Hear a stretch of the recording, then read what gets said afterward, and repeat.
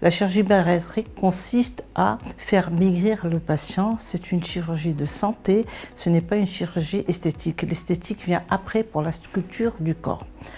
Je vais parler aujourd'hui de la sleeve. Bien sûr, c'est une opération qui se prépare par une équipe pluridisciplinaire, quelques semaines, parfois même quelques mois, des fois même jusqu'à une année pré-opératoire. Et puis bien sûr, il y a le suivi par toujours l'équipe pluridisciplinaire post-opératoire. On parle d'obésité quand l'IMC, l'indice de masse corporelle, est égal à 40 ou égal à 35 avec des conséquences de l'obésité, c'est-à-dire l'hypertension, les maladies cardiovasculaires et le diabète de type 2. La sleeve consiste à enlever 60% de l'estomac. Elle se fait sous cellio, c'est une opération lourde qui se prépare par un bilan, par des radios, consultation chez l'anesthésiste, le psychologue, le psychiatre, la nutritionniste.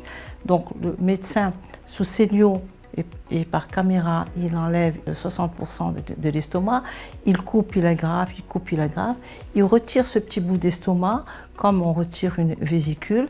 Et quand le médecin, le chirurgien enlève cette partie de l'estomac, il enlève aussi la gréline qui est l'hormone de la faim.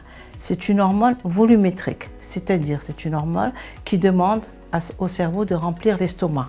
Mais le patient peut remplir l'estomac avec des aliments qui sont nutritifs, non sucrés, ou il peut le remplir avec, entre parenthèses, une malbouffe. L'opération dure 3/4 d'heure. Il y a 2 nuits d'hospitalisation.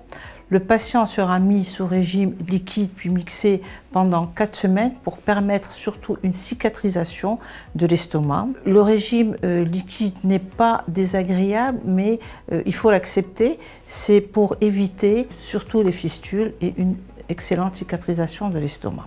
Et à partir du 2e mois, il pourra suivre une hygiène hypocalorique. L'estomac à ce moment-là, il devient petit. C'est comme un tube, donc les aliments ingérés seront en petite quantité. C'est pour ça qu'il est conseillé, bien sûr après le 1er mois post-opératoire, de manger des petites quantités jusqu'à ce que l'estomac reprenne un petit peu de sa souplesse en mangeant un peu plus. Alors, ce ne sont pas des opérations sans risque. Ce sont des opérations qui se préparent, qui peuvent avoir des petites complications, surtout chez les fumeurs qui n'ont pas arrêté de fumer minimum 3 à 4 semaines avant l'acte. Il y a des effets secondaires, le patient n'arrive plus à manger, et il y a aussi des contre-indications. Donc, c'est une opération qui se prépare.